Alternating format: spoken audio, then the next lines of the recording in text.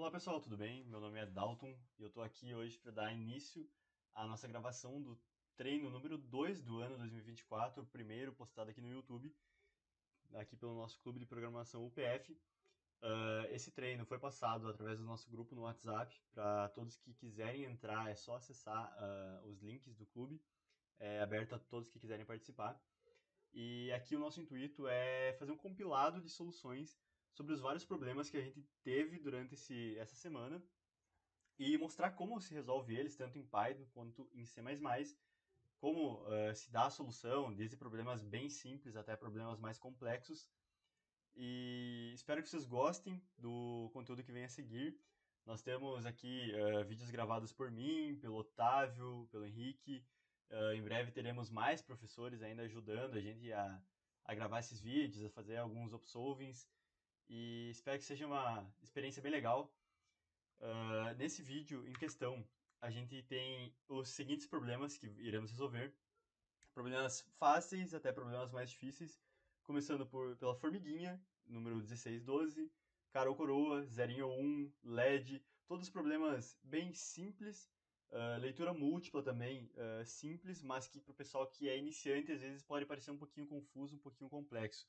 Por isso que a gente gosta de misturar bastante, colocar desde questões mais fáceis até questões mais difíceis para que a gente consiga integrar e levar um pouquinho mais de conhecimento a cada um. Depois nós temos uma questão chamada guerra, que é uma questão de ordenação, e dependendo como você tentar resolver ela, você pode levar um time limit exceeded, ou seja, você tem que pensar muito bem na lógica em que você vai usar nessa ordenação, em percorrer os vetores, para que não tenha que se usar nenhuma estrutura ou nenhum paradigma diferente. E por último, nesse treino a gente tem a questão movimentos do cavalo, que eu vou resolver ela apenas em C++ e não em Python, mas ela é uma questão de grafos que a gente utiliza BFS para resolver e tem uma solução bem legal, bem bacana, que eu tenho certeza que vai trazer muito, tem muito a agregar a todo mundo que assistiu o vídeo. O vídeo é um pouquinho longo, ele vai estar cortado em várias partes, separado nas soluções de cada uma das questões em Python, em C++. Fique à vontade para pular e assistir o que você se sentir mais à vontade, tanto Python quanto C++. E é isso aí, muito obrigado. Vamos começar o vídeo. Até breve. Olá pessoal, tudo bem? Eu me chamo Dalton e eu vou resolver o problema 1612 do Bcrowd, formiguinha, em C++. Bom, para começar vamos entender o problema, que é basicamente sobre uma formiguinha que ela sempre toma as piores decisões. Você precisa imaginar um galho, um tronco, onde você vai posicionar ela em alguma parte desse galho e ela sempre vai ir para algum dos lados, o pior dos lados, onde ela vai cair. Bom, o que nós temos de informação? A gente tem vários casos de teste, o inteiro t menor ou igual a 100, então a gente pode ter até 100 casos de teste, e a gente tem uma linha com um inteiro de até 10 na 9, que indica o tamanho do tronco da árvore. Bom, como que a gente resolve isso? Para simplificar um pouquinho, vamos usar um desenho aqui, onde a gente vai tentar entender esse problema. Bom, a gente tem o tronco da árvore, que pode ter várias posições. Essas posições vão depender do número da nossa entrada, que será 1, 2, 4, enfim, até 10 a 9. Suponha que a gente tenha 4 posições. Número 1, número 2, 3 e 4. Ficou um pouquinho grande o desenho, mas acho que ainda dá para entender. Bom, nós precisamos escolher uma posição para nossa formiguinha ficar, sabendo que ela sempre toma a pior decisão. Bom, se nós colocássemos ela na posição 1, então com certeza ela iria ir para a esquerda e em um único movimento ela ia cair do tronco. A gente quer maximizar o tempo em que ela vai ficar aqui em cima. Se colocarmos na posição 2, ok, ela pode ir para a direita, onde ela vai ficar 2 movimentos, mas como ela sempre toma a pior decisão, ela vai ir para a esquerda e vai ficar um movimento aqui em cima. A mesma coisa acontece no 3, onde ela vai tomar a pior decisão, que é para ir para a direita, e ela vai ficar apenas um movimento aqui em cima. Bom, então sabemos que a nossa resposta seria 2 ou 3, e como a gente resolve isso? Basta dividir esse número por 2, porque nós queremos saber, deixar ela exatamente na metade desse galho, para que independente do lado que ela decidir ir, a decisão dela seja a melhor possível. Se dividirmos 4 por 2, colocaremos ela na posição 2, então sabemos que a melhor posição que ela pode ficar é aqui. Mas vamos supor que a gente tenha mais uma posição nesse galho. Vamos colocar a posição número 5. Tá? Vamos dar aqui o preto. 5 dividido por 2, se usarmos números inteiros, também vai dar 2. E percebemos que aqui não seria a melhor opção, porque a melhor opção seria colocar ela na posição de número 3. Nós deveríamos colocar ela aqui. Vamos refazer aqui o desenho. O que a gente faz, então, quando a gente tiver um número ímpar? A gente simplesmente incrementa ele em 1, cria uma nova posição inexistente, mas que vai nos ajudar a resolver, e então divide por 2. Dividindo 6 por 2, sabemos que podemos colocar ela na posição número 3, e 3 será a nossa melhor decisão. Ou seja, se o número que a gente leu for par, a gente imprime ele mesmo dividido por 2. Se ele for ímpar, a gente incrementa ele em 1 e então divide por 2. Vamos ao código. Bom, primeiramente, nós temos que ler um inteiro t, que é o número de casos de teste que a gente vai ter. Então, declaramos t, lemos t, e enquanto t menos menos, ou seja, vamos rodar t casos de teste, nós precisamos ler mais um inteiro, que é a posição da nossa formiguinha. Vamos aproveitar essa declaração aqui em cima, vamos declarar um f de formiguinha. E então lemos a posição f. Quando lemos f, estamos lendo então a posição da nossa formiga. E como dito anteriormente, então basta fazer um único teste. Se f, resto de 2, esse é o operador de resto, for igual a igual a 0, significa que esse número é par. Portanto, a gente não precisaria incrementar. Mas vamos testar. Ele é diferente de 0, ou então ele é maior do que 0, porque se algum número dividido por 2 tem um resto maior do que 0, por exemplo, 3 dividido por 2 tem resto 1, significa que esse número é ímpar. Então nós incrementamos a nossa variável f. Transformamos agora ela em um número par.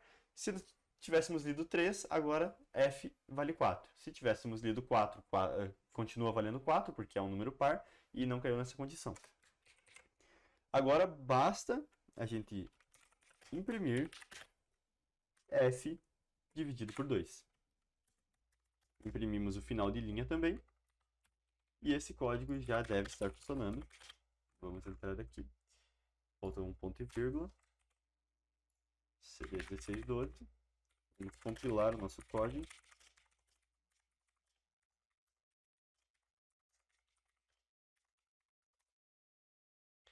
Vamos rodar ele.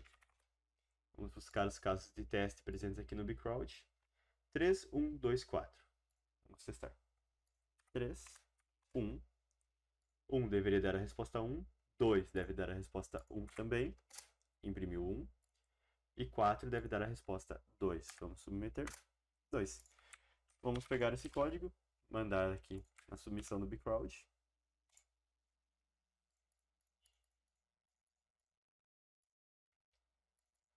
Esses desafios são a parte mais difícil do código.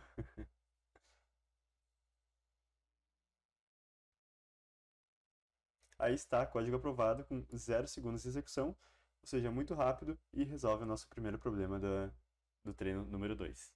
Obrigado, pessoal. Até a próxima.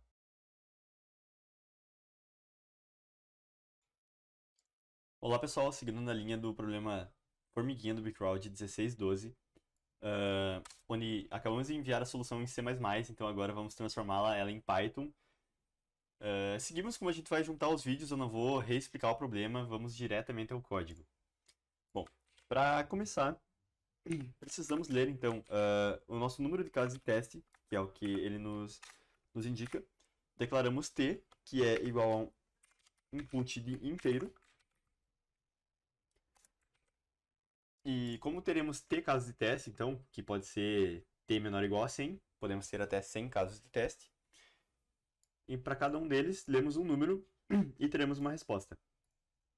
Bom, então, for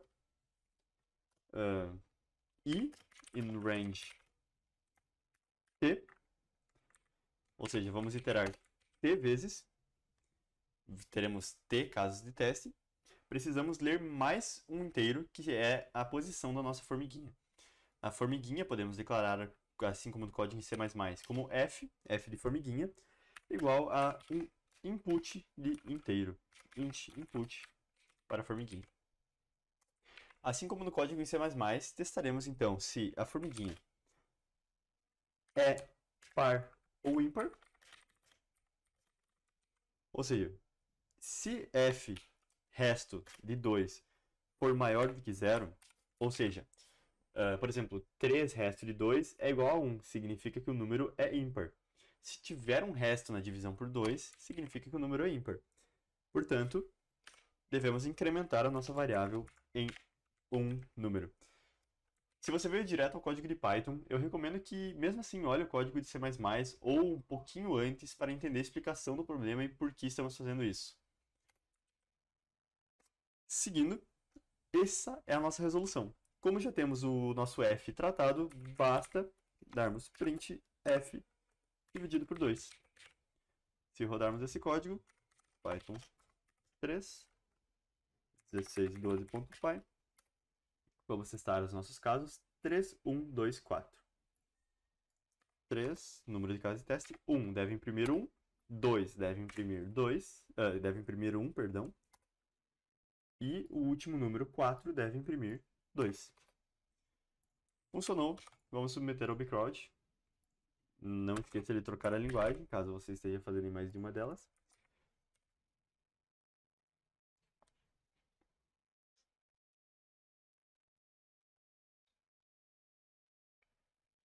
Aqui, nossa submissão foi aceita, como podem ver. Accepted, 0.158 segundos, em C++ foi 0.00.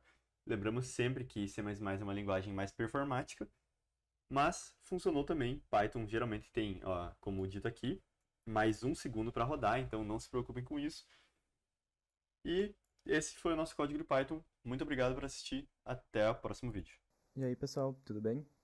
Eu sou o Otávio, estou gravando aqui mais um vídeo do treino 2, aqui da da Clube de Programação da UPF. E hoje eu vou estar aqui gravando a solução da questão 1329. A questão 1329 é uma questão de nível iniciante, então ela é bem fácil, não vai ter muito problema para fazer ela. Eu vou mostrar a solução tanto em Python quanto em C++ aqui para vocês. E bom, o nome da questão é cara ou coroa, né? Só por ler isso aqui, tu já entende que vai ter alguma coisa a ver com cara ou coroa. Ela apresenta todo um textinho aqui sobre João e Maria, blá, blá, blá, que eles dizendo por que eles estão jogando o cara ou coroa e tudo mais. Mas enfim, se vocês quiserem, vocês podem dar uma lida. Eu recomendo dar uma lida, inclusive, se vocês forem fazer as questões. Eu só não vou ler aqui para não ficar me alongando, né? Então acho que eu já vou pular direto aqui para a entrada, tá? A entrada ela contém vários casos de teste. E a primeira linha de um caso de teste contém um único inteiro n, indicando o número de vezes jogadas. Então, essa linha 5, ela representa que foi jogado 5 vezes cara e coroa. E aqui ela mostra os resultados de cada uma das vezes jogadas. Então, 0, 1, 0, 1, 0, 1. Então, mostra quantas vezes deu cara e quantas vezes deu coroa. Tá? A segunda linha ela tem n inteiros, que são separados por espaço, descrevendo a lista de resultados. E mostrando então quem que ganhou aqui, né? Se deu 0 a Maria ganhou, se deu 1 o João ganhou. Na saída é John e Mary, né? Então acho que essa questão aqui devia estar em inglês e eles utilizaram. Mas deixaram a saída igual. Enfim. Então quando for 0, na última linha, o arquivo para e acaba os casos de teste. Podem ver que é bem tranquilo. Basicamente, o que a gente tem que fazer aqui é conseguir contar quantas vezes deu 0 e atribuir para Mary e quantas vezes deu 1 e atribuir para John. E acredito que os casos de entrada também não é nada muito alto, então essa questão aqui realmente é bem iniciante, tá? Então eu vou estar fazendo aqui com vocês ela pra gente dar uma estudada e mostrar mais ou menos o que eu pensei em fazer ela, né? Vou colocar aqui a 1329.py, fazer a solução em Python. Então, Como ele diz que ela tem vários casos de teste, eu vou utilizar um while true, um laço while true, que vai ficar rodando até que o quê? Até que lá seja 0, né? Você lembra que a última linha lá, se for 0, acaba. Então eu vou dar uma variável n é igual a int input. Se o n for 0, break. Então, se o n for 0, ele para o meu while true, e aí, nesse caso, acaba o programa. Bem fácil de entender. Eu já vou definir duas variáveis, a variável m igual a 0 e a variável j igual a 0. São as variáveis de Mary e John. Então, eu vou deixar eles igual a 0, porque esses daqui vão ser dois contadores, né? Que eles vão ir aumentando de acordo com o que vai aparecendo os zeros ou uns lá na minha entrada, né? Eu vou definir uma variável aux. Essa variável aux é a variável onde eu vou deixar para colocar os meus valores. Esse aux ele vai ser um vetor, tá? Ele vai ser um vetor que vai receber esses zeros e uns aqui da entrada. Já que eles estão todos na mesma linha, eu decidi que e eles mudam de tamanho, né? Ele pode ser, aqui é 5, aqui é 6, então são 6 elementos, aqui são 5 elementos. Isso facilita o que eu vou fazer agora, que é aux, ele vai ser um vetor. E como é que eu posso dar input nesse vetor? Eu poderia fazer um for com outro aux, dando append nesse vetor, funcionaria também. Mas eu vou utilizar uma estrutura do Python que me facilita isso, que é isso aqui, ó, é um int i, onde for i no input ponto split. O que faz essa estrutura? Eu defino o int i aqui, né? Então que i é um inteiro. E eu vou fazer for i no meu input.split. Então o meu input vai ser 0, 0, 1, 1. Ele tá separado por espaço. Então o split vai separar ele pelos espaços. E o for, o que o for vai fazer? O for, ele vai ir número por número desses. Entendeu? Então, por exemplo, 0, 0, 1, o for i 0 vai ser 0, né? Então, o for i 1 vai ser 1. Não sei se vocês conseguem entender que ele vai iterar sobre cada número dessa minha entrada, né? E ele vai ser transformado para int e ficar dentro do meu vetor aux. Então, basicamente, eu dou um input num vetor aqui de uma forma mais facilitada em Python. É uma estrutura fácil de entender, né? Não é nada muito complicado, né? Só lembrar disso, que eu dou meu input, ele splita esse meu input, separa por espaços, né, nesse caso, porque eu não coloquei nada dentro do split, e ele pega e transforma cada um desses números da entrada num inteiro, e coloca dentro do meu vetor. Então aqui eu monto um vetor, claro, para isso funcionar eles têm que estar na mesma linha, tá? É só porque os valores ali estão na mesma linha, e nesse caso eles estão separados só por espaço. Se ele tivesse separado por vírgula, eu poderia colocar, por exemplo, que eles estão separados por vírgula. Então aqui ele separaria por vírgula. Funcionaria do mesmo jeito. Enfim, continuando. Nesse caso agora, eu vou fazer um for i no aux, nesse meu vetor aux. E o que eu vou fazer? Se o i for menor que 1, eu vou printar m mais igual a 1. Isso aqui pode ser diferente também, né? Eu posso dizer que, por exemplo, se o i for igual a 0, m mais igual a 1. Até acho que assim fica melhor, tá? Fica mais fácil de entender. Então, quando o i for igual a 0, eu vou somar mais 1 no m. Que o m é a Mary. Então, é m mais igual a 1. Mais igual porque é o valor de m mais o 1. Bem tranquilo. Else, se o i, else, j mais igual a 1. Então,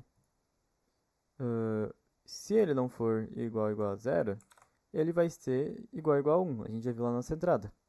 Então, o j, que é o John, vai ganhar mais 1.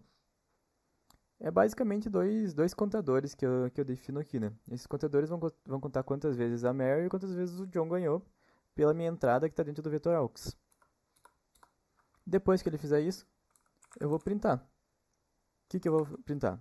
F aqui na frente, que é a formatação aqui do print, para poder usar as variáveis. Mary, won,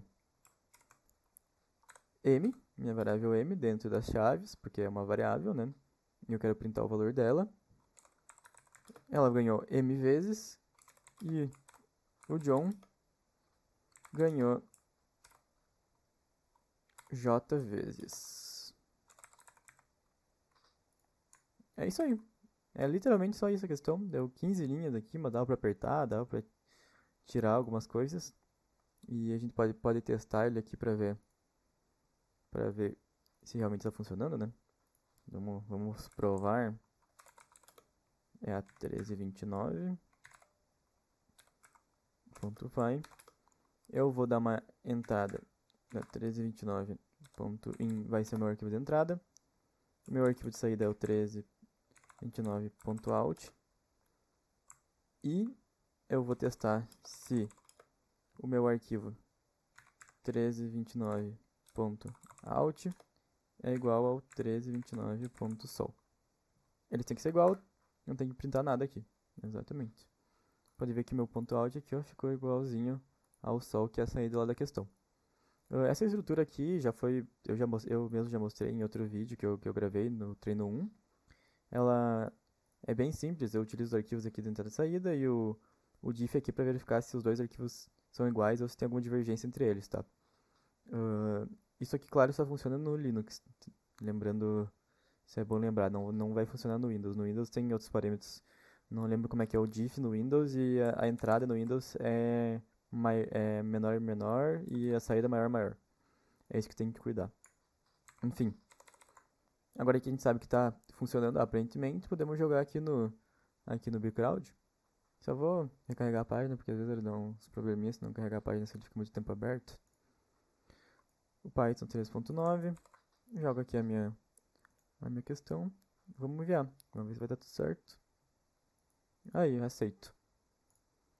Agora, para a solução em C++, eu vou pegar a solução que eu tenho pronta aqui, porque ela é muito parecida com esta. Não vai mudar praticamente nada. Então eu vou só passar por ela para vocês, não vou escrever tudo do zero de novo, tá? O que tem aqui? Eu utilizo um while true também, mesma coisa aqui do Python, while true. While string para usar o sem, out, namespace std, questões básicas aqui do C++, tá? Quem quiser dar uma estudada em C++, dar uma pesquisada, vai, se não entende nada de C++, mas enfim, isso aqui são coisas básicas. A minha int main, né, minha função main. Eu defino uma variável int n, while true, sem n. Se o n for menor que 1, break. Mesma coisa que eu fiz aqui. Aqui eu botei n igual a 0. Pode ser também. If n igual a 0, break. Mesma coisa. Não vai mudar nada. Int aux, m igual a 0, j igual a 0. Mesma definição aqui, né? Que eu faço aqui. Aqui eu defino m igual a 0, j igual a 0. A única diferença é que aqui eu já defini o aux como sendo aqui o meu vetor de valores, tá? Aqui no C++ eu fiz diferente. Aqui no C++ a gente pode aproveitar que os valores estão vindo ali separado por espaço e a gente consegue usar o sem, entendeu? O sem normal. Enquanto aqui no Python o input dele não pegaria isso direito, ele pegaria tudo numa linha só. O C++ já separa para nós. Então eu posso fazer um for no tamanho do n, já que a gente sabe que o n é a quantidade de jogadas que foi feitas. Enquanto o i for menor que o n, ele dá um sem no aux, que vai ser os zeros e uns que estão vindo ali da minha entrada. Se o aux for menor que 1, m++, então é a mesma coisa aqui do Python. A diferença do Python a gente usa o mais igual a 1, e aqui se eu botar mais, ele já soma 1 direto na variável. É o cj++. Mesma coisa. O meu cout, ele coloca a Mari ganhou quantas no m vezes, né? E quantas vezes o John ganhou, que são o j aqui, o j vezes. Tem que cuidar aqui principalmente aqui no C++, que a gente coloca essas separações aqui, por exemplo, tem que colocar um espaço aqui, senão vai ficar tudo grudado, colocar um espaço aqui para não ficar tudo grudado, entendeu? E aqui eu estou utilizando o _n no print, né? Que é para printar uma linha inteira, né? Abaixo do cout aqui. Printar a linha em branco, né? Porque senão ele não printa. O print do Python já faz isso direto para nós. Se eu não deixar aqui, ele vai ficar printando tudo na mesma linha. E daí vai dar problema. Mostrando para vocês que está funcionando, eu vou colocar essa aqui também ali no Bcrowd. Só para mostrar para vocês. Ele deu erro aqui que eu não resetei a página, por isso que eu tinha recarregado antes.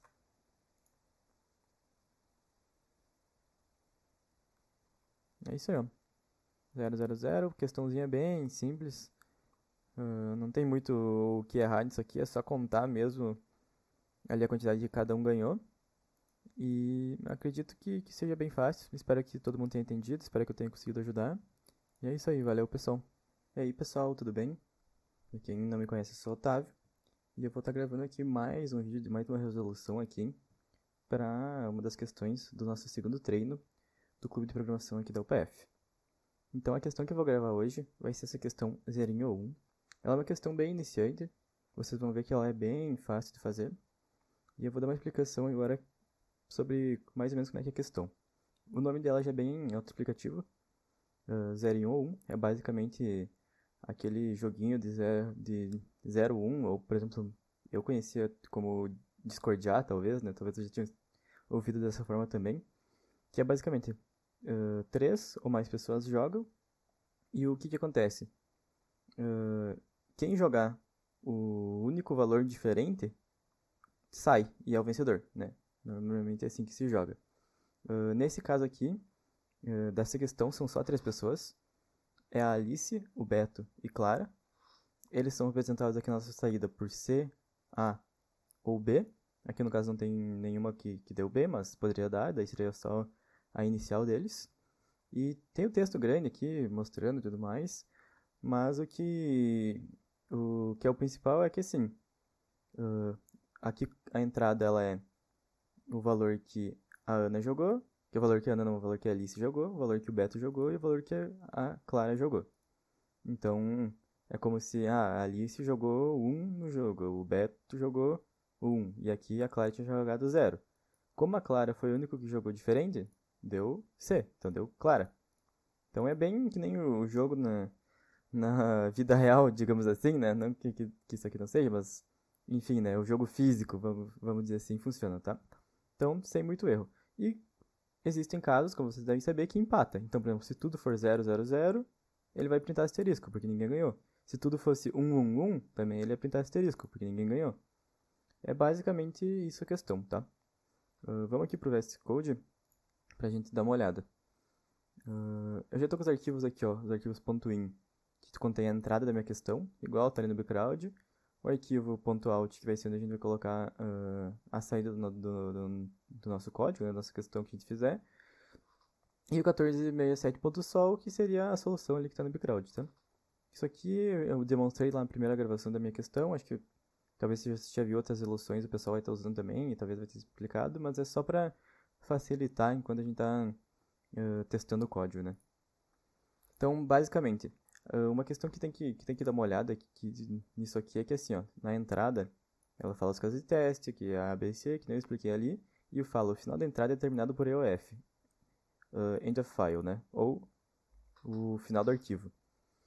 Isso é um tratamento que a gente tem que fazer no Python, ali no C++, que, por exemplo, essa questão ela vai acabar os inputs dela quando tiver o fim do arquivo. Então, quando ela terminar de ler o arquivo de leitura, chegar na última linha, digamos assim, ele vai terminar o programa e não vai ter mais nenhuma entrada. Em Python é bem fácil de fazer, em C++ vocês vão ver que é bem fácil de fazer também. Em Python, como é que tu vai fazer? Sempre que tiver OF, a gente pode colocar um while true, que para ele ficar lendo sempre, né? Um try e um except. No except, a gente vai dizer que o except é um EOF error. Então, é quando chegar o erro de final do arquivo. Quando ele fizer isso, o que vai acontecer? Ele vai dar um break. Então, ele vai tentar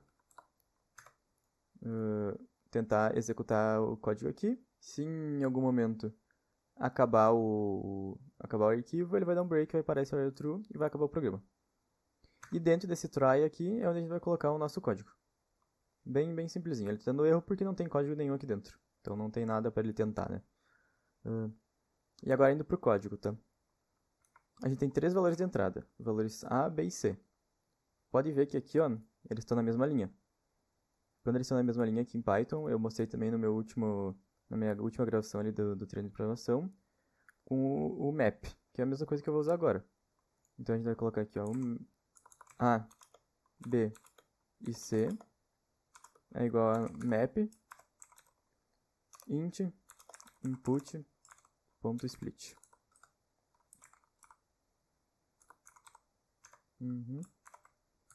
Que daí o que ele vai fazer? Os valores que eu botar naquela linha, eles vão ser jogados pro A, pro B e pro C. Bem tranquilo. A primeira coisa que eu vou fazer aqui é definir uma variável soma, que vai ser a soma de A mais B mais C. Por que isso? Porque eu vou usar ela para verificar a questão do empate, né?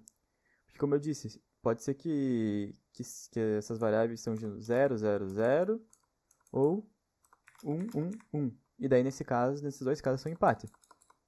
O que a gente pode começar fazendo é já tratar esse empate. Então, se a soma for igual a 0, somei os 3 aqui, deu 0, ele vai ser empate. Ou, se a soma for igual a 3, que seria o caso onde tudo é 1, ela também vai ser empate. E nesse caso, o print vai ser asterisco. Né? Então ele vai printar asterisco. E agora a gente pode continuar a fazer as outras operações, né? Eu vou utilizar elif aqui, dá pra fazer essa questão de algumas outras formas mais otimizadas, tá? Mas eu vou utilizar if, elif e else no final. Um blocão bem simples de entender. Então, o que mais que a gente pode testar? A gente pode testar se 2 pessoas jogarem iguais. Porque agora é de certeza que 2 pessoas jogaram iguais.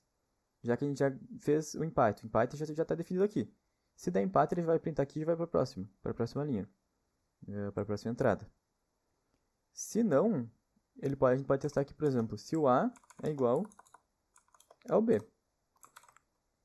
Se o A for igual ao B, e a gente sabe que não deu empate, a gente pode printar o C. Porque o A é igual ao B e o C é diferente. Então a gente printa o C. Outra coisa que a gente pode fazer é verificar agora se o A é igual ao C.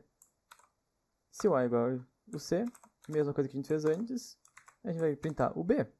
Então, né, é uma lógica bem básica, né? A gente já viu o empate, a gente sabe que não deu empate. Se não deu empate, a gente tem pelo menos um valor que é diferente. Se esse valor não é o A e o B, a gente pode verificar se o A é igual ao C. Se ele for igual ao C, a gente pode printar o B. E se não for, né, o else aqui, se não passar nenhuma dessas, a gente vai printar o A, que é o único que falta. É isso aí, não tem muito... Literalmente não tem muito mistério nessa questão. É literalmente só isso. Esse bloco aqui de if, elif, else. E correr para abraço. Vou abrir o terminal aqui pra gente dar uma olhada. Eu vou colocar 14, colocar Python. Eu já tô pronto aqui porque eu tinha executado esse código antes, né? Então o que eu tô jogando? Eu tô jogando pro Python, eu tô no Linux, tá? Então o Python vai executar o 1467.py, que é esse arquivo que nós estamos. Ele vai jogar no 1467.in vai ser a entrada dele. O 1467.out é a saída do programa. E ele vai fazer um diff aqui, né, que é aquela função que verifica se os dois arquivos são iguais ou se tem alguma diferença entre eles. Se eu dar um enter aqui, não apareceu nada. Pode ver que no meu .out deu certinho, no meu .sol está igual, né? Pode verificar se o teu .out está igual ao teu .sol, que para verificar se a questão está realmente certa, por mais que o diff já faça isso, né? Mas se tu for meio maluco e quiser dar uma olhada de qualquer forma. E tá aí. Podemos submeter lá no background pra ver se deu certo. Só recarregar a página aqui, que às vezes ele se deixa parado, ele dá um erro depois. Vamos pegar o Python aqui, Python 3.9. Vamos enviar. Aceito. Agora mostrando um pouco da solução para vocês em C++, tá? Eu vou pegar a solução aqui que eu tenho pronta, tá? Vou criar aqui o arquivo 1467.cpp, porque ela é exatamente igual à forma que eu fiz com o Python. O que muda é que são as estruturas do C++. A única coisa que é diferente aqui é a questão do EOF aqui no C++. No Python, o EOF, a gente utiliza esse while, true com o try aqui, né? E o except. No C++, a gente, claro, define as variáveis aqui, né? Define a minha main aqui também. Até posso colocar essas variáveis aqui para dentro da main, né? Não tem problema. Colocar as variáveis aqui dentro da main, só para ficar mais bonito, não deixar nenhuma variável para fora, variável global. O que eu faço? O meu EOF é basicamente isso aqui, ó. É um while com o sem nas variáveis. Eu poderia ter colocado só sem em A aqui, por exemplo, já funcionaria. E botar mais um sem pro B e pro C. Eu coloquei tudo na mesma linha aqui pra facilitar, né? Pra economizar a linha mesmo. Esse while aqui, o que acontece? Ele vai ficar lendo até que não tenha mais o que ler. Então, quando chegar no final do arquivo, ele vai parar. É a mesma coisa que acontece aqui no Python, só que aqui ele dá um erro, né? Do erro do EOF. Aqui não, aqui ele vai parar porque ele não vai ter mais o que ler. E pode ver que aqui o bloco é a mesma coisa. O bloco dos ifs, eu também defino a variável soma. A principal diferença aqui também dentro do if aqui, desse primeiro if, é que no C++ a gente não vai usar o OR, tá? A gente vai usar aqui os dois pipes, porque a gente está fazendo um OR nas variáveis, e se eu for escrever esse OR aqui, eu estaria fazendo um OR bit a bit. Isso é diferente, isso pode tornar algum erro. Se alguém quiser saber um pouco mais aí, pode pesquisar OR bit a bit e o OR normal, qual que é a diferença deles no C e C++. Mas a gente acaba praticamente sempre utilizando o pipe, tá? Então, nesse código aqui, se eu pegar ele e submeter no Crowd, podem ver que vai dar certo também. Ele vai estar disponibilizado para vocês, né? Essas duas soluções, junto com o vídeo aqui, lá no Drive do treino, ou não sei se vai estar postado no YouTube. Nós estamos vendo ainda. Mas é uma questão bem simples, não tem muito erro, né? Então aceito também. Menos tempo que o Python. E acredito que seja isso. Essa questão aqui sem mistério nenhum. Obrigado aí para quem acompanhou. Espero que eu tenha conseguido ajudar. Olá pessoal, tudo bem? Me chamo Dalton e eu vou gravar a solução do problema 1168 do Bcrowd LED, tanto em Python quanto C++. Bom, para começar, o nosso problema ele é basicamente um painel de LED e nós queremos saber quantos LEDs precisamos acender para representar determinado número. Por exemplo, o número 115.380 necessita acender 27 LEDs. Perceba que para representar o número 1, nós precisamos acender 2 LEDs, o número 2 precisa acender 5, o número 3 precisa acender 5 e assim por diante. Bom, a nossa primeira entrada é o nosso número de casos de testes. Temos todas as informações que precisamos já, então vamos ao código. Para começar, vamos fazer primeiramente a solução em Python, onde nós teremos que ler o nosso n, que é o nosso número de casos de testes. Então, n igual int input. Porém, antes de lermos n, a gente pode declarar uma constante que a gente vai usar em todo o resto do código, que é a nossa tabela. Bom, o que nós vamos guardar nessa tabela? Nós sabemos que para acender o número 0, precisamos de 1, 2, 3, 4, 5, 6 LEDs. O número 1 precisa de 2 e assim por diante. Nós vamos guardar essas informações, ou seja, na posição 0 da tabela, nós sabemos que precisamos 6 LEDs. Na posição 1 precisa 2, na posição 3 precisa 5, na posição 4 precisa 5, e assim por diante. Vamos preencher ela. 4, 5, 6, 3, 7, 6. Vamos comentar aqui embaixo. Posição 0, 1, 2, 3, 4, 5, 6, 7, 8 e 9. Vamos deixar um pouquinho mais alinhado, ou seja, Para representar o número 0, precisamos de 6 LEDs. Para representar o número 1, precisamos de 2. Para representar o número 2, precisamos de 5. O número 3, precisamos de 5. E assim por diante. Temos a nossa tabela, vamos usá-la de apoio. Tudo bem. Agora vamos fazer um for j em range n, ou seja, nosso número de casos de teste. Declaramos uma variável LED igual a 0. Vamos declarar como ans, porque ans de answer, que significa nossa resposta. Declaramos x igual a input, lemos ele como string mesmo. Tudo bem? Porque iremos acessar cada uma das posições. Como lemos 1, 1, 5, 3, 8, 0, precisamos acessar o 1, o 1 de novo, aí o 5, 3, o 8, o 0. Então, lemos ele como string, como Python nos faz a conversão automaticamente, não precisamos nos preocupar em converter para inteiro depois. For i em range não, for i em x, ou seja, para cada uma posição que estiver em x, LED não, perdão, ans é maior ou igual a tabela. Na posição agora sim convertemos int de i. Porque i era uma string, porque x é uma string, foi lido como string padrão. Então, i é uma string e aqui declaramos uma conversão de string para inteiro. Então, estamos acessando uma posição válida da nossa tabela e estamos somando a ans.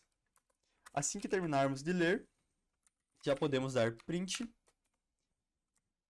porcentagem d, espaço leds, e aqui porcentagem int ans. Creio que esteja tudo certo. O código ele acaba sendo bem simples. Vamos rodar Python 3, 168.py. São, de acordo com os nossos casos de teste, são 3, 115.380, deve dar 27. 3, 115.380, 27 LEDs. Esse número aqui deve dar 29, correto? E 2, 3, 4, 5, 6 deve dar 25 LEDs, corretamente. Vamos submeter esse código ao Bcrowd.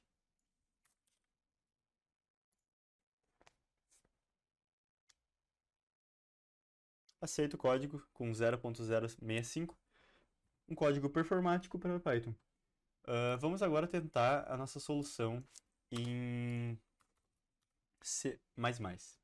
Bom, C++ ele acaba tendo a propriedade de que não conseguimos converter os números tão facilmente quanto em Python, porém não é nada tão difícil que não possa ser resolvido de forma simples.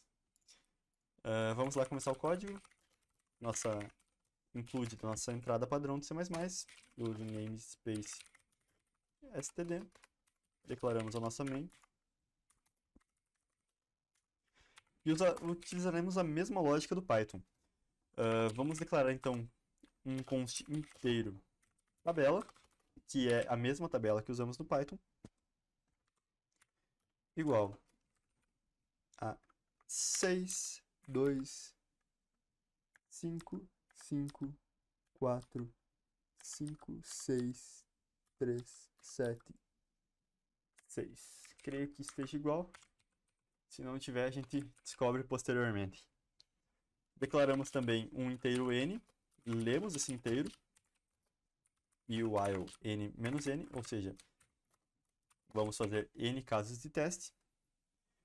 Precisamos declarar uma string number, que é o número que estamos lendo. Para cada caso de teste, lemos um number e declaramos um inteiro ans, tal qual no código em Python. Vamos fazer um for para cada posição de number, int i igual a 0, i menor do que int number.length, e mais. Então, para cada posição, agora nós vamos fazer algo um pouquinho diferente. Vamos usar um apoio da tabela ASCII, para que a gente não tenha que usar a função stoi do C++. A função stoy é uma função que transforma uma string em um inteiro. Porém, às vezes ela acaba sendo um pouquinho chatinha porque ela lida com limites e é muito fácil você acessar algo que não existe ou gerar uma exceção nessa função. Eu não recomendo usar ela a não ser que seja necessário.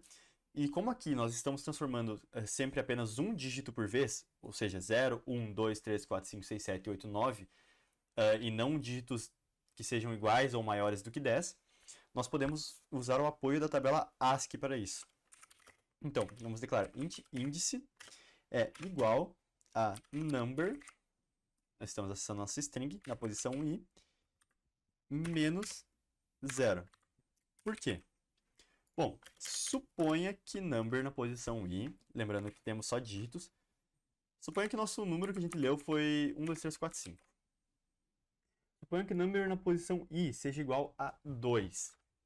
Se viermos aqui na tabela ASCII, vamos procurar o número 2. Número 2 vale 50, ok? Traduzindo inteiros. Se fizermos ele menos 0, que é igual a 48, 50 menos 48 é igual a 2. Ok, temos um inteiro 2. Ou, se tivermos, por exemplo, o número 0, que vale 48, e fizermos menos 0, que também vale 48, 48 menos 48 é igual a 0. Como estamos colocando em uma variável inteira, nós descartaremos o char dessa variável e ficaremos só com o inteiro. Por isso funciona. Number na posição i, seja 0, 1, 2, 3, 4, 5, 6, 7, 8, 9, faremos sempre menos 48 e vamos obter o inteiro correspondente ao nosso índice. Ans mais igual, assim como em Python, a tabela na posição índice. Para terminar, para cada caso de teste, nós damos um cout ans, espaço lets e final de linha. Vamos ver se funciona. V++, 168, está compilado. Ponto barra 168. São 3 casos de teste. Vamos testar. 115.380. São 27 LEDs. Esse númerozão aqui deve dar 29. E 2, 3, 4, 5, 6 deve dar 25. Ok. Vamos submeter ao bcrowd.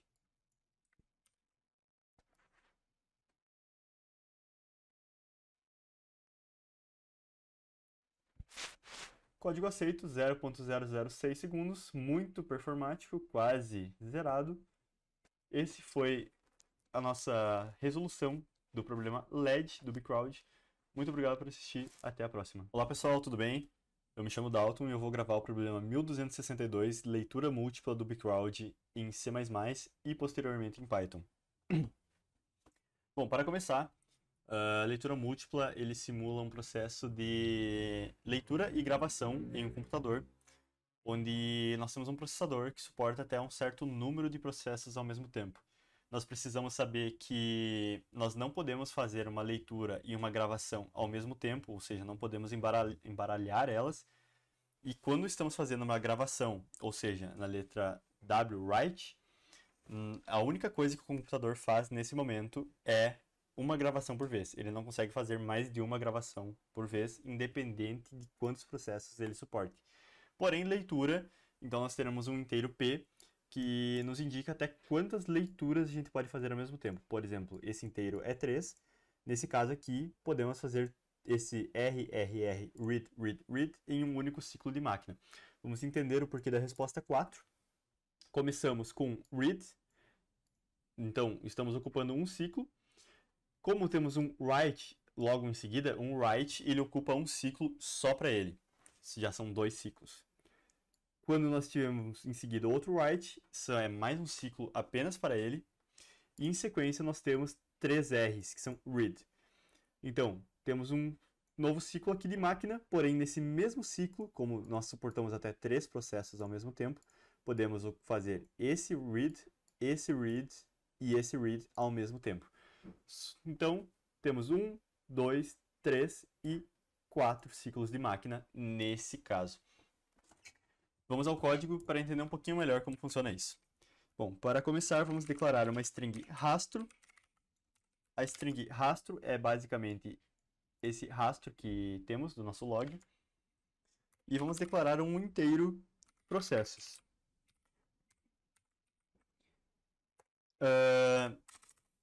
Processo. Aqui. Então, while, como temos a nossa entrada em EOF, vamos usar um while sem rastro e processo. Vamos usar aqui processos, que fica mais legível, né? São o nosso número de processos. Então, para cada caso de testes, nós declaramos uma variável int antes de answer, resposta, no caso, igual a 0.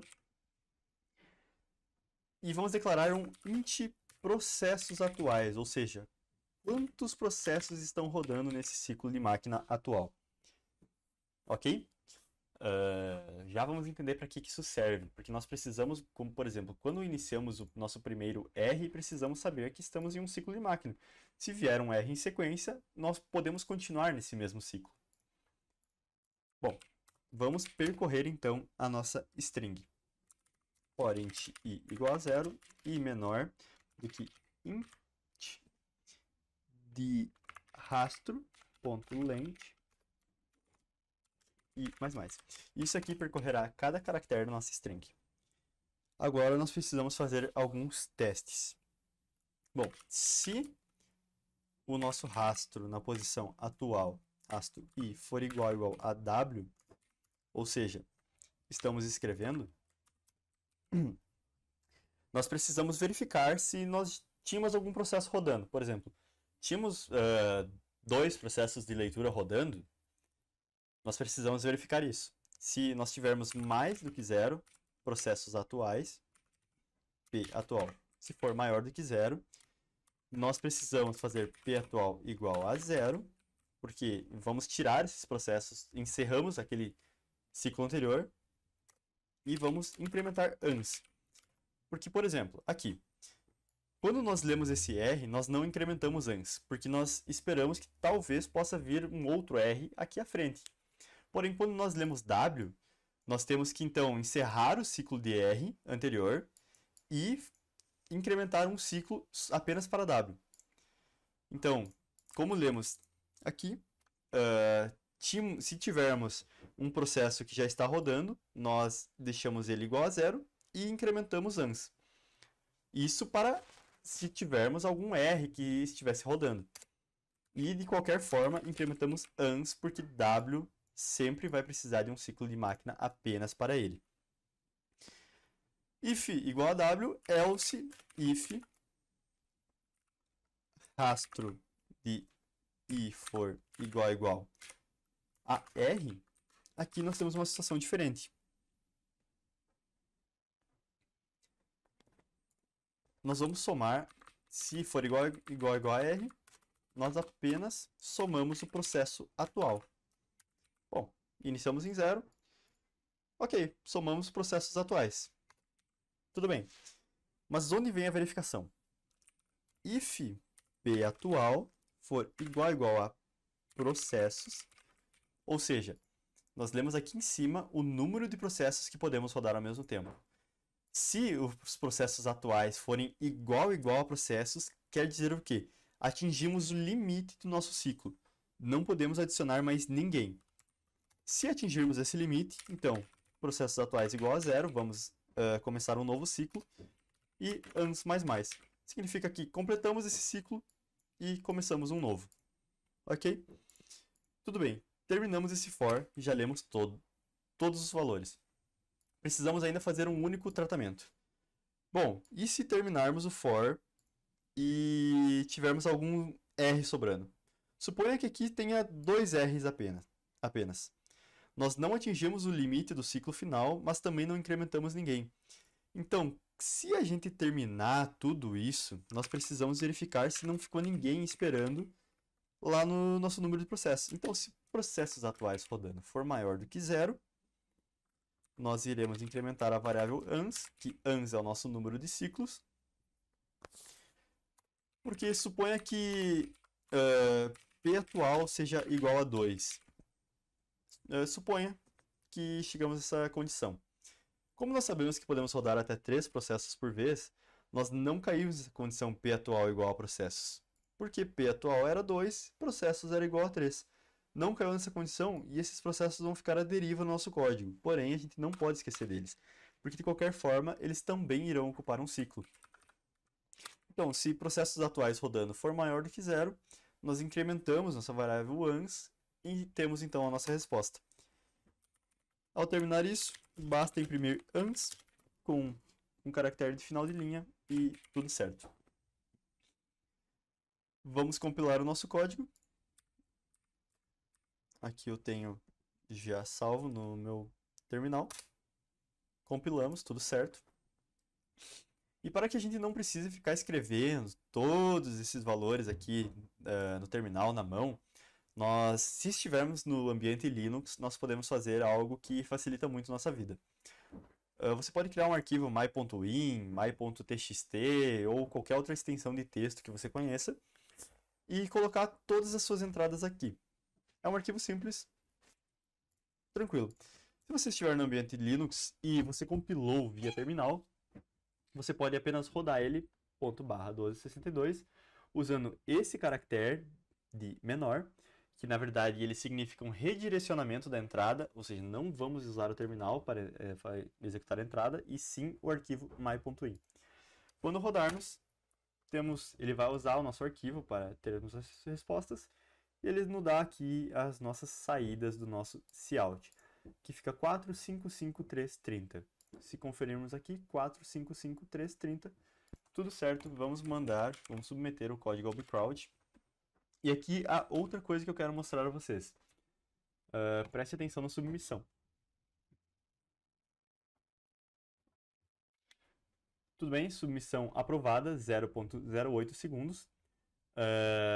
Anteriormente eu submeti ela exatamente o mesmo código e eu obtive 0.3 segundos, o que é um valor relativamente até aqui alto, mas a gente pode melhorar ele, porque em uma competição 0.08 ou 0.3 principalmente pode e vai ser motivo para TLE. O que a gente deve fazer? Como é um problema que lida muito com entradas, ou seja, você pode ver aqui, temos um while cin. A gente vai ler muitos valores. A gente usa essas linhas. iOS, iOS base, 5with stdio, false, cin.tie, null e cout.tie, null. O que fazem essas linhas? Bom, nós estamos no C++, porém o C++, tudo que você pode fazer no C, você pode fazer no C++. Tanto é que se você usar a entrada do C, que é o scanf, ela vai funcionar normalmente. Porém no C++ aqui a gente está usando o cin, que é a entrada do C++. E o C++, por padrão, ele é sincronizado com a entrada do C para que não haja nenhum problema nessa hora, na hora de realizar essas entradas. Porém, isso deixa o código bem lento e às vezes pouco performático, se você vai lidar com muitas entradas. Basicamente, o que você diz aqui, 5with stdio false. Você diz, não precisa se preocupar com a entrada do C, que é o scanf, porque eu, programador, garanto que eu não vou usar scanf no meu código. A partir do momento que você usa essa linha, você não pode usar scanf e apenas o cin ou as entradas do C++. Isso desacopla as duas entradas e faz com que o cin seja muito mais rápido do que ele seria normalmente. Vamos mandar esse código novamente aqui no bcrowd e vamos ver quanto tempo diminui da nossa execução. Agora o código passou com 0.000, ou seja, muito performático, não demora nem o suficiente para ser medido aqui pelo bcrowd. Uma dica muito valiosa, sempre utilizem essas linhas nos seus códigos C++. Muito obrigado, até a próxima. Olá, eu me chamo Dalton e agora a gente vai resolver o problema 1262, leitura múltipla em Python aqui no bcrowd. Como explicado no problema resolvido em C++, eu não vou reexplicar porque vai ficar redundante nesse mesmo vídeo. Então vamos para o código. Bom, para transformar aquele código C++ em Python. Basicamente, como temos vários casos de teste, declaramos um while true, onde usamos try. Bom, esse try terá todo o nosso código, porém, se cairmos dentro de um except, e o f error, encerramos a execução do programa. Break. Ok. Voltamos ao try. Precisamos, então, ler o nosso rastro e o nosso número de processos. Rastro é igual a input, pois estamos lendo uma string, enquanto processos é igual a int input. Vamos subir essas linhas para não ficar tão ilegível. Ok. Declaramos, assim como em C++, uma ans igual a 0 e um número de processos atuais igual a 0 também.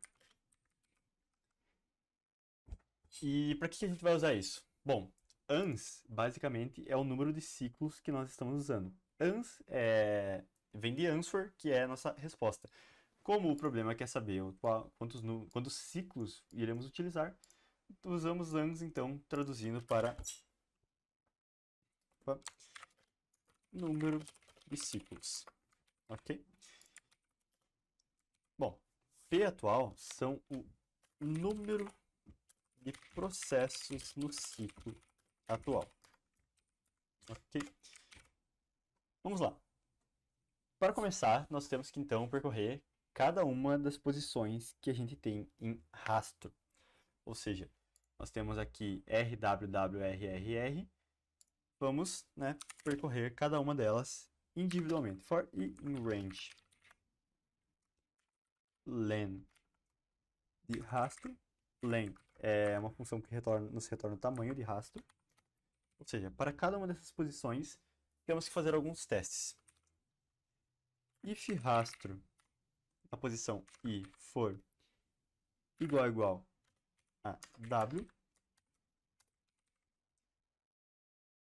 o que nós faremos se rastro na posição i for igual a w?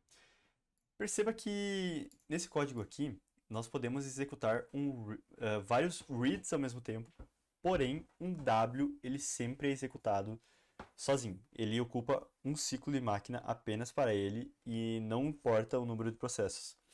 Bom, mas suponha que nós estejamos rodando um read e então um write nos interrompe. O que nós iremos fazer? Processos atuais guardam o número de processos read que estamos rodando no momento.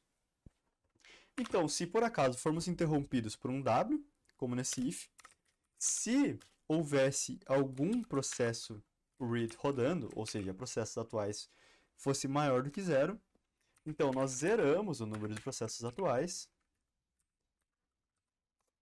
e incrementamos ans maior ou igual a 1. Por quê? Porque nós tínhamos rodando um read, ok? Read acabou ocupando um ciclo de máquina só para ele. Ele foi interrompido por w, ok.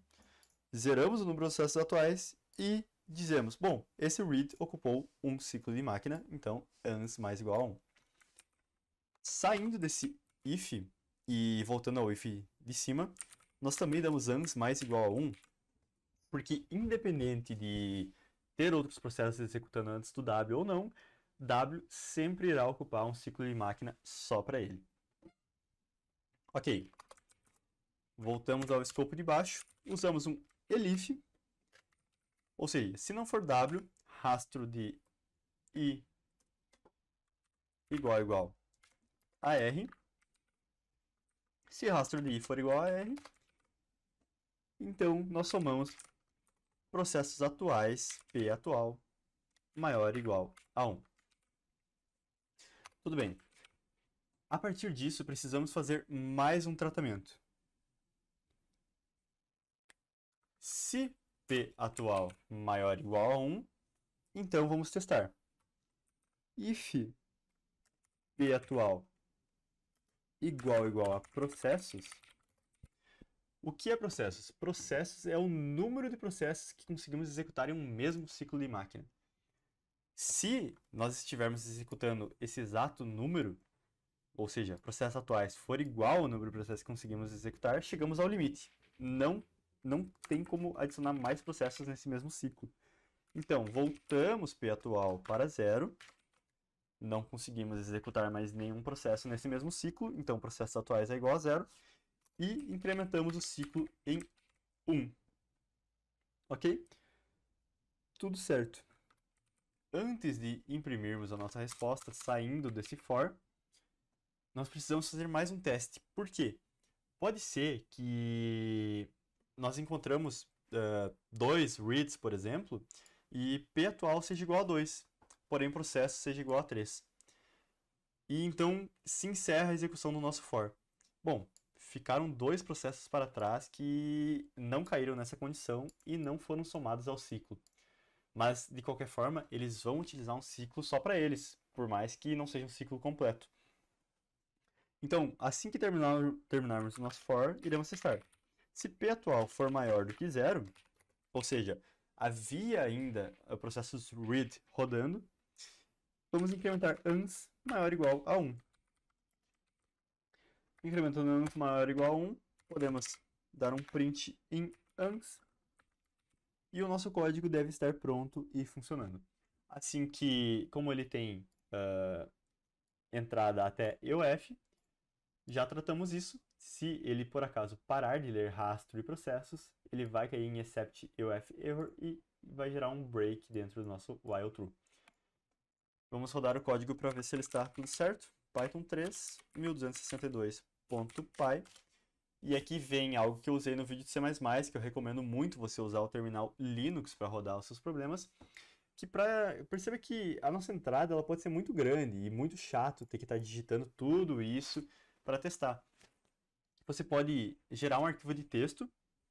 No caso, eu gerei um my.in, mas pode ser alguma coisa, .txt ou qualquer outro formato de texto, onde você coloca a sua entrada. Então, quando você for rodar no seu terminal Linux, que tem redirecionamento de entrada, você usa o sinal de menor, que significa o redirecionamento para dentro do código, e o nome do seu arquivo de texto. Quando você rodar, ele roda sozinho e te dá as respostas aqui. 455.330. Vamos conferir. 455.330. Ok. Vamos submeter ao bcrowd. E ver se passa. Código aceito, 0.5 segundos. Como o Python não é tão performático, ele tem mais de 1 segundo do que o C++ para rodar. O código foi até que bem.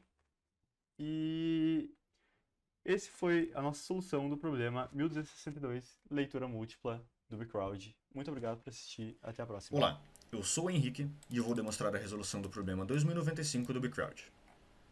O problema recebe como entrada 3 linhas, sendo que a primeira lhe diz quantos elementos vão existir nas próximas 2.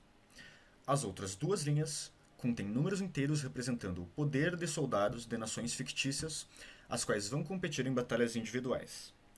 O problema espera como saída quantas batalhas a segunda nação pode vencer da primeira. Vamos tomar como exemplo esse segundo caso de teste e abrir aqui o nosso bloquinho de notas. Nossa solução vai ordenar os vetores dos poderes de cada soldado de cada nação em ordem crescente, utilizar 2 índices para iterar sobre eles, iniciando no fim deles, e o nosso contador de vitórias começando em 0. Vamos iniciar as comparações. Um soldado de força 7 pode vencer um soldado de força 6? Pode. Então incrementamos o nosso contador de vitórias e decrementamos o índice de ambos. Um soldado de força 4 pode vencer outro soldado de força 4? Não. Então nós decrementamos o índice do primeiro vetor. Um soldado de força 4 pode vencer um soldado de força 3? Pode. Então aumentamos o contador de vitórias e decrementamos ambos os índices.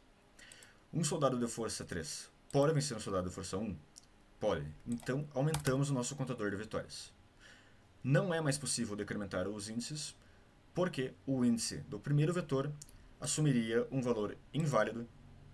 Então, paramos a execução por aqui. Vamos dar uma olhada no gabarito. Obtivemos 3 vitórias e o gabarito nos informa 3 vitórias. Então, vamos implementar a nossa solução em código. Primeiro, primeira linha contendo a informação de quantos valores vão existir em cada um dos vetores. Então, criamos dois vetores e lemos os valores que serão inseridos neles. Para i, iniciando em 0, enquanto i for menor do que n, cada iteração i incrementa em 1. Vamos usar uma variável auxiliar, ler essa variável auxiliar e inseri-la no respectivo vetor. Vamos fazer exatamente a mesma coisa para a outra nação. Vamos então ordenar os nossos dois vetores com a função sort da biblioteca algorithm do C++. Essa função recebe dois parâmetros, um ponto inicial e um ponto final. Existe também um terceiro parâmetro opcional que nós não vamos usar porque o parâmetro padrão é ordenar em ordem crescente e é o que nós queremos. Caso a gente quisesse ordenar em alguma outra forma, nós passaremos uma função como terceiro parâmetro, que nós não iremos fazer.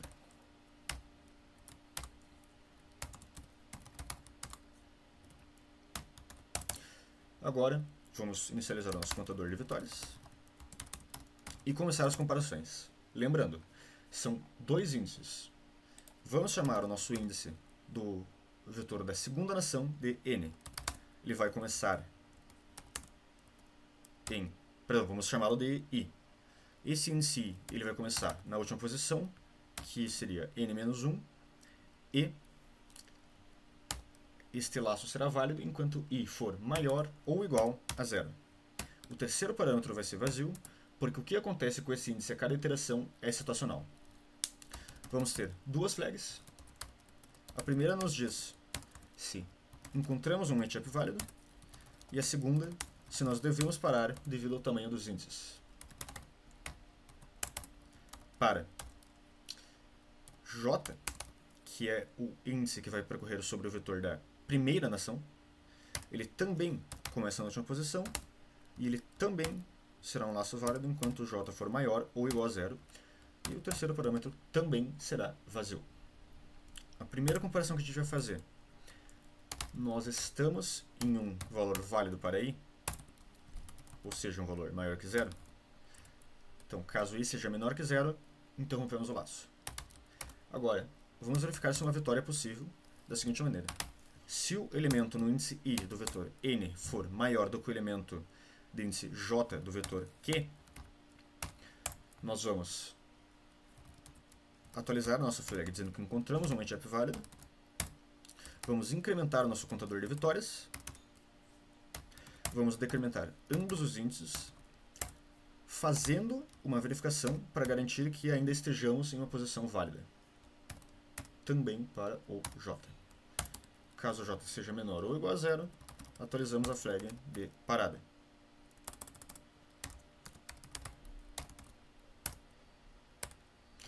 Do contrário, simplesmente atualizamos o índice j.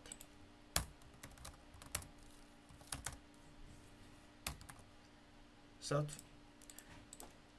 Ao fim dessas comparações, a gente verifica se devemos continuar nesse laço. Utilizando as nossas flags. Se parar for verdadeiro, paramos. E se nós não tivermos encontrado um matchup válido, é porque nenhuma vitória mais é possível, então nós simplesmente paramos as comparações. Ao fim disso, simplesmente devemos printar no nosso contador de vitórias, seguido de uma quebra de linha. Cuidado com presentation error. Vamos compilar então essa solução.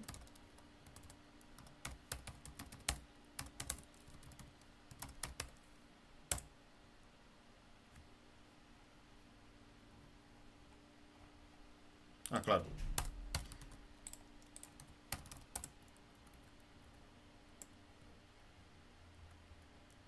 E vamos executar a nossa solução, cronometrando o seu tempo de execução,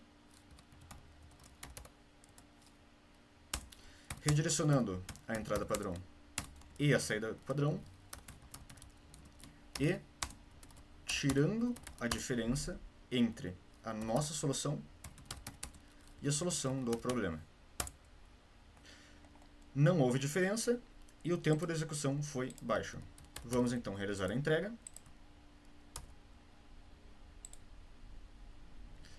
Responder o CAPTCHA.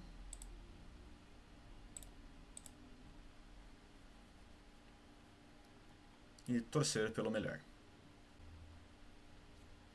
Nossa solução foi aceita. Então, é isso aí. Dando sequência então na resolução do problema 2095 do Bcrowd, a gente resolveu ele em C++ e agora a gente vai resolver ele em Python. O funcionamento dele é idêntico, a única coisa que muda mesmo é a sintaxe da linguagem. A gente vai ler a primeira linha, seguido dos dois vetores.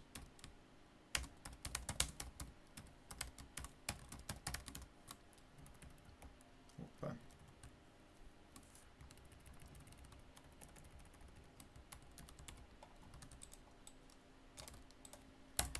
Lido então os dois vetores, a gente vai ordená-los. A função de ordenação do Python é o sorted.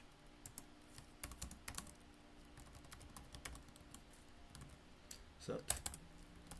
Vamos iniciar nosso contador de vitórias e vamos utilizar dos iteradores. A função range do Python recebe 3 parâmetros. O primeiro é o ponto inicial, o segundo é o ponto final e o terceiro é o quanto ele vai mudar a cada iteração. A mudança do intervalo, basicamente. Então a gente vai iniciar no fim, no último índice possível, n-1. A gente vai colocar o ponto final com -1. Por quê? Porque o intervalo final do Python ele é não inclusivo, ou seja, se tu quer percorrer ele de maneira sequencial, tu sempre vai colocar um número a mais do que o esperado.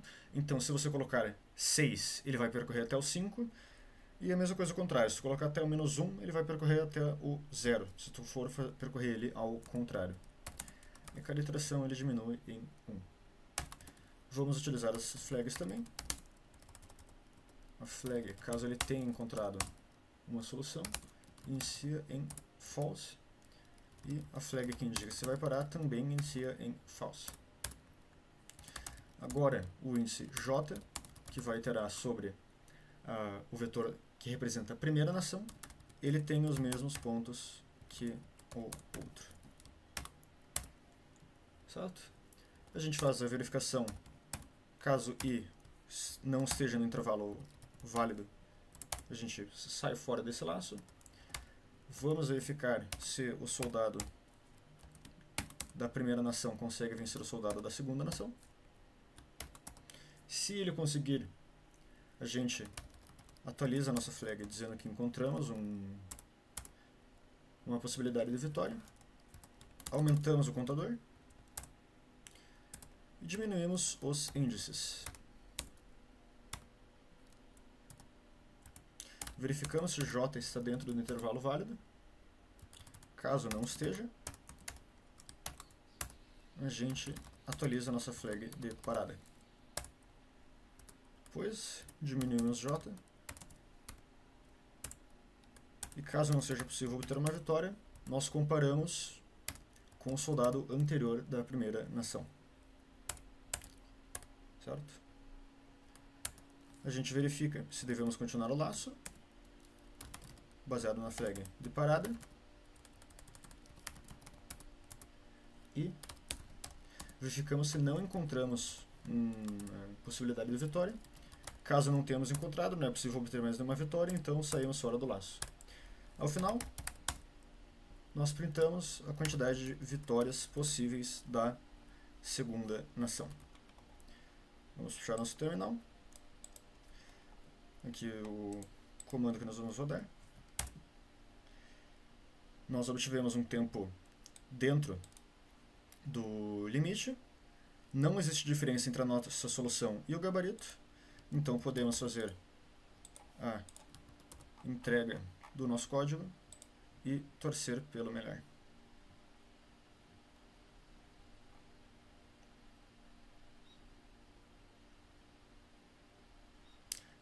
solução foi aceita e é isso aí. Olá pessoal, eu me chamo Dalton e eu vou resolver o problema 1100 do bcrowd de movimentos do cavalo em C++. Para começar, vamos entender o problema.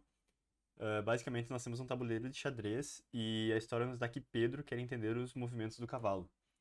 Ele quer saber quantos movimentos o cavalo leva para chegar em uma dada posição saindo de outra dada posição. Ou seja, por exemplo, nesse exemplo, nós queremos sair da posição E2 e ir até E4. E2 se encontra nesta casa, vamos supor que o cavalo esteja nessa casa, e ele quer chegar nessa posição. O resultado é que ele leva 2 movimentos e nós temos que imprimir to get from E2 to E4 takes 2 knight moves. Bom, para isso a gente vai usar grafos com o algoritmo de BFS. E para que a gente não tenha que construir toda a lista de adjacências, que talvez não seja necessário para o nosso problema e diminuir a complexidade, assim, nós vamos usar então um grafo implícito, que é aquele grafo que se constrói durante o caminho. Ou seja, quando estivermos em uma dada casa, aí como a gente conhece quais os movimentos que o cavalo pode fazer, ou seja, 2 casas para um lado e uma para o outro, andando sempre em L, a gente constrói a adjacência do cavalo assim que precisarmos. Bom, dito isso, vamos ao código. Para começar, precisamos ver aqui que nós lemos uma posição E2 e E4, ou seja, nós vamos ter que trabalhar com char. Não teremos apenas inteiros, então temos que trabalhar com char A, B, C, D, E. E para isso, vamos ler 2 strings. Vamos declarar a nossa string from e a nossa string to. Vamos incluir a string no cabeçalho para trabalhar com ela. Ao longo do código, vamos incluindo as bibliotecas e eu não vou usar o include bits para que a gente entenda tudo que a gente está usando e quais bibliotecas que são necessárias. Bom, o problema também nos dá vários casos de teste. A entrada é até o EOF, então podemos fazer um while sim from e sim to. From é de onde estamos indo e para onde queremos ir. E como a gente vai chamar diretamente uma função BFS, nós podemos já printar o que nós queremos. Então, cout to get from, a nossa casa from, to, precisamos de um espaço. Vamos ver como ele necessita. Takes.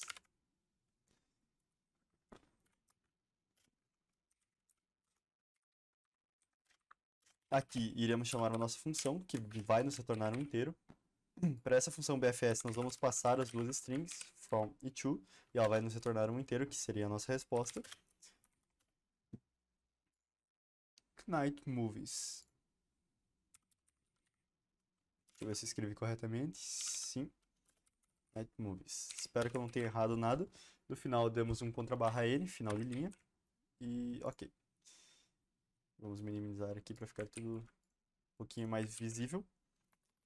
Tudo bem. Agora vamos construir a nossa BFS. Como nós soubemos que a nossa BFS tem que retornar um inteiro, declaramos ela como int BFS.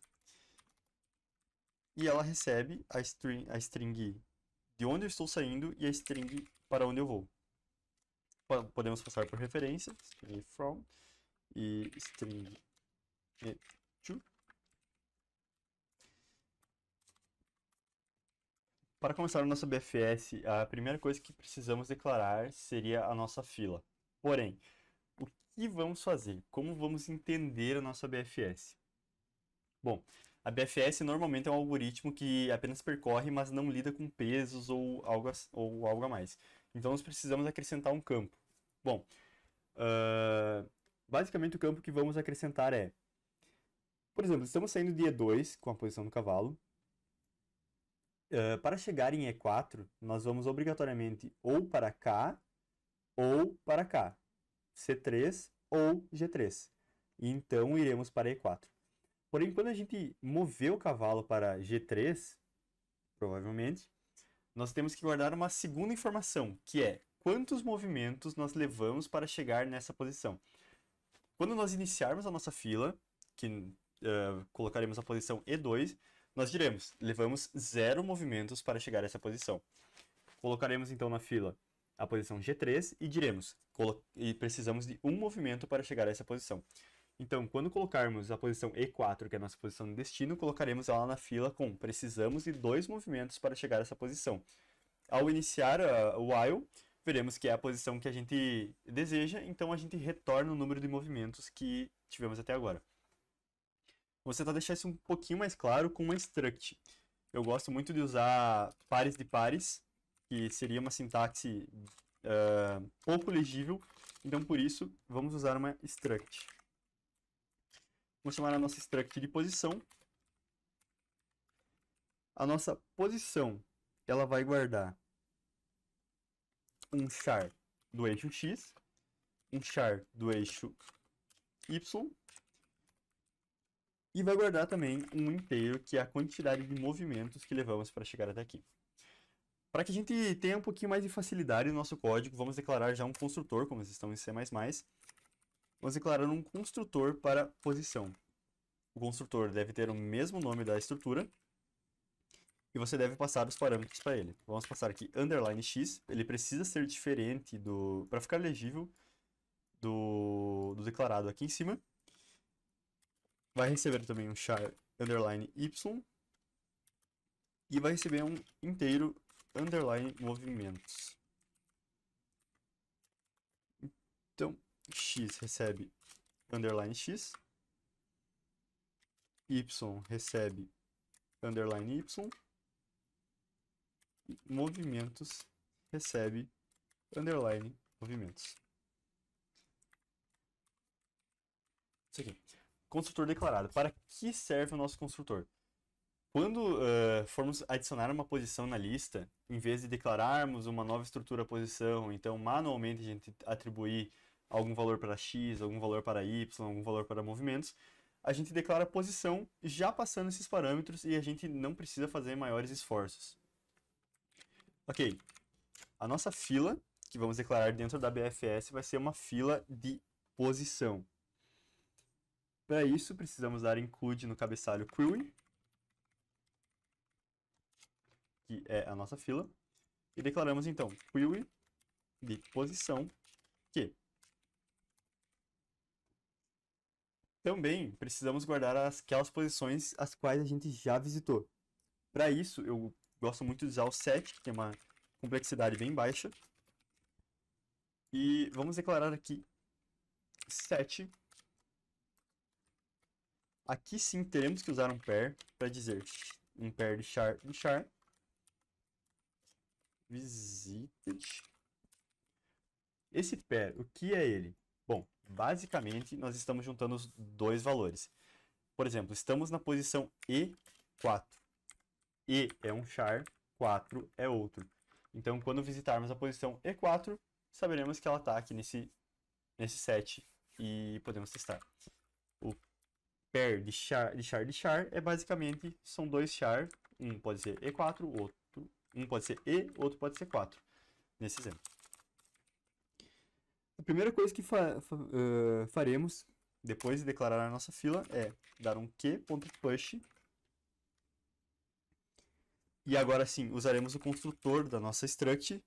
Então, posição, passando from na posição 0 e from na posição 1 e passando o valor 0.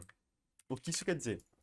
Bom, como nós lemos a nossa primeira string from no formato de string, ou seja, E2, quando acessamos from na posição 0, estamos acessando E, e quando acessamos from na posição 1, estamos acessando o 2. Ou seja, estamos basicamente botando nossa fila na posição E2 e dizendo, levamos 0 movimentos para chegar nela. Filas declaradas, vamos continuar o código. Então, enquanto a nossa fila não estiver vazia, while not q.empty,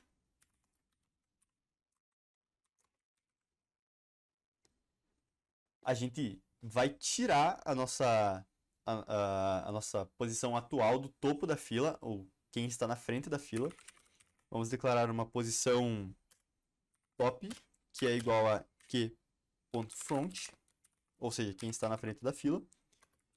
Tiramos essa posição da fila com q.pop, ou seja, o primeiro sai da fila e vai executar o que ele deve executar.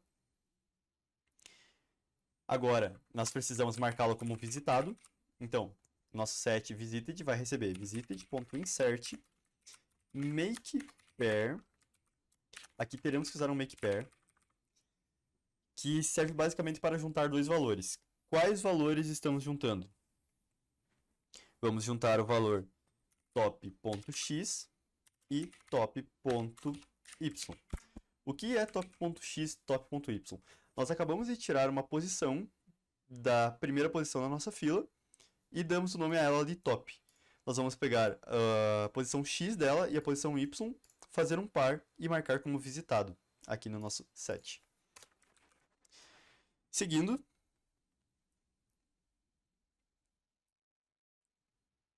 vamos testar se essa é a posição que desejamos. Então, if top.x for igual a nossa string destino, que eu dei o nome de to, 2.0, lembrando, o nosso 0 equivale ao eixo x, A, B, C, D, E, F, G, H, e o nosso 1 equivale ao eixo y, 1, 2, 3, 4, 5, 6, 7 e 8. Então, por isso, testamos top.x com to 0 e top.y com to 1.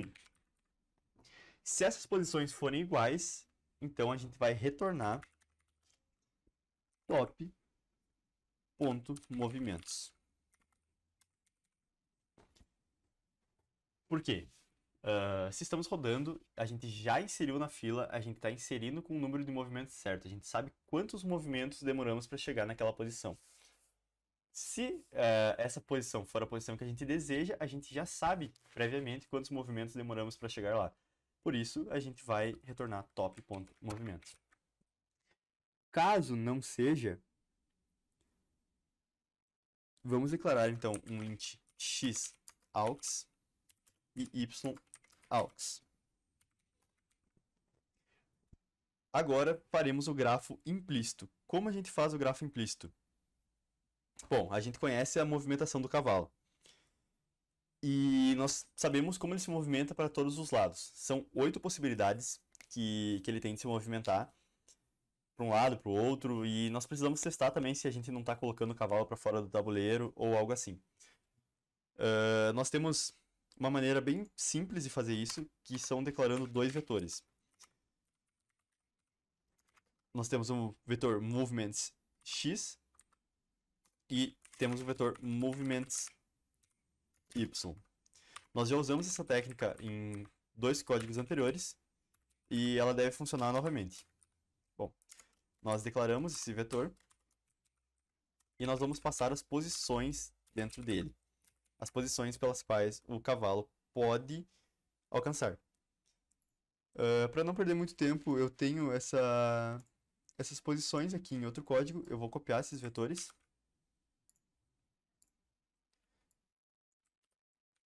Que vocês têm acesso no PDF do treino a esses mesmos vetores para que vocês não percam tempo ou se vocês quiserem copiar. Mas basicamente o que acontece? Esses valores estão casados em posições 2 com -1, -2 com -1, 2 com 1, -2 e 1, 1 e 2, -1 e 2, 1 e -2 e -1 e -2. O que isso quer dizer? Por exemplo, 2 e -1. Iremos movimentar o cavalo em duas posições. Supondo que ele esteja na posição E2, movimentaremos o cavalo em duas posições no eixo X, ou seja, de E vai para G, e menos uma posição no eixo Y, ou seja, de 2 ele vai para 1. Perceba que a gente consegue fazer o L do cavalo corretamente, como deveria. E assim funciona para todas as outras posições. Como a gente faz isso? Bom, já que nós já temos esses vetores prontos, nós declaramos um for de 0 até 7, que é o tamanho dos nossos vetores. E para cada um desses, nós vamos declarar então nosso xout igual a top.x e nosso yout igual a top.y. Lembrando que não, a gente está usando esse xout, esse yout, porque não podemos modificar diretamente o valor de top x e top y. Porque se modificarmos, lembrando que são 8 movimentos que ele deve fazer. Então, nós vamos ter que usar esse valor 8 vezes e não podemos alterar ele. Então, por isso a gente usa um valor auxiliar. Nós então damos xout é maior ou igual a movements x na posição i. E a mesma coisa fizemos para yout, que é maior ou igual a movements y na posição i. Feito isso, nós apenas precisamos testar o nosso código para adicionar na fila. Não sabemos ainda se essas posições são válidas, então como a gente testa? Tem algumas condições para que a gente possa colocar esse valor na fila. Porque, por exemplo, se xout for maior do que o valor do tabuleiro, então não podemos colocar na fila porque ele já está extrapolando o nosso limite. Também não podemos botar na fila uma casa que já foi visitada, porque não faz sentido visitarmos alguém que já foi visitado. Então, a nossa primeira verificação é ifVisited.count com make pair xout yout. Ou seja, se esse valor for igual a 0, tudo bem, podemos prosseguir nesse if. E xout for maior igual a A. E aqui vem um novo conteúdo que talvez surpreenda, mas nós sim podemos comparar variáveis inteiras, podemos com char, ou char com char e operadores de maior ou igual, porque na tabela ASCII, vamos acessar aqui ela, rapidinho. Na tabela ASCII, todo caractere equivale a um número. Por exemplo, A maiúsculo equivale a 65. Então, podemos comparar se B é maior do que A? Sim, B é maior do que A. B vale 66, A vale 65. A mesma coisa serve para as letras minúsculas. Por exemplo, B é maior do que A, B minúsculo é maior do que A minúsculo, porque 98 é maior do que 97. Então, aqui nós teremos um X, e de mesma forma também podemos somar. Ou seja, o que estamos fazendo aqui? Yout mais igual a movimentos y. A gente pode fazer isso porque nós declaramos como inteiros que vão receber um char, só que quando declaramos que ele recebe um char, suponha que top x seja igual a A, ele na verdade está recebendo o valor de 97. E como a tabela ASCII nos permite isso, a gente pode comparar, por exemplo, xout 97 maior ou igual a, sim, é maior ou igual a A, porque ele é igual a A. A também vale 97, podemos fazer essa comparação. Prosseguindo, precisamos testar se também x é menor ou igual a h. E a mesma coisa testamos para o yout maior ou igual a 1. Sempre usando aspas simples para o compilador entender que estamos lidando com uma variável char e essas comparações então funcionarem. E nossa última condição é yout for menor ou igual a 8. Bom, caso a gente atenda todas essas condições, vamos adicionar a fila q.push. Vamos usar novamente o construtor da nossa estrutura, porque vamos precisar adicionar uma estrutura à nossa fila. A nossa fila é uma fila de uma estrutura posição, então vamos usar q.posição passando nossos parâmetros. Quais são os nossos parâmetros? xout, yout, e agora o nosso terceiro e mais importante parâmetro é o quê? Bom, sabemos que estamos na posição top atualmente. Para cada vizinho que eu tenho em top, significa que eu preciso de um movimento para chegar nesse vizinho. Se eu levei 2 movimentos para chegar até top, para chegar a qualquer um dos vizinhos de top, eu preciso de 3 movimentos. E como que eu faço isso? Bom, é muito simples. Se a gente sabe que top movimentos, se a gente tem esse valor, basta adicionar top movimentos mais 1. Ou seja, para cada vizinho que temos na nossa posição atual, adicionamos ele na fila com mais 1 movimentos. Ou seja, começamos com uma casa que tinha 0 movimentos para se chegar, adicionamos todos os vizinhos dela e todos os vizinhos a gente sabe que leva 1 movimento para chegar até eles. Para cada vizinho dos vizinhos, nós adicionamos mais 1 movimento e nós sabemos então que leva 2 movimentos para chegar a qualquer um deles. Aqui ao final eu vou adicionar um return -1, que não é preciso, mas ele evita uma flag na hora de compilar o nosso código.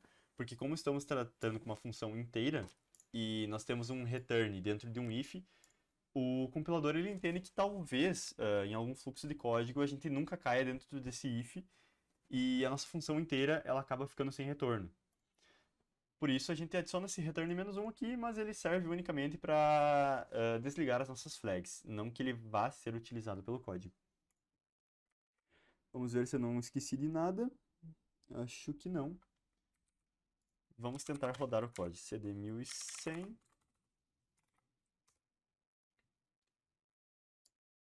Vamos compilar. G++ 1100.cpp menos o 1100 menos vol menos w extra menos o2. Compilou. Vamos rodar 1100. O nosso primeiro teste era da casa E2 para a casa E4. E2 para E4. To get from E2 to E4 takes 2 night moves. Correto? 2. A1 e B2 tem que dar 4. A1, B2, 4 night moves. B2 para C3, 2. B2, C3. Correto. Aparentemente o código está funcionando. Tudo certo. Antes de enviá-lo, vamos adicionar uma coisa que não podemos esquecer. Em programação competitiva é sempre muito importante adicionarmos isso no nosso código C++, que é iOS, iOS underline base, ;simplet stdio false, que basicamente serve para desincronizar a nossa entrada com a entrada do C++, o cin com a entrada do C, que é o scanf. A gente desincroniza elas, então a gente consegue um desempenho muito melhor na nossa entrada. cin.tie null, cout.tie null. Ok, feito isso, vamos submeter o código.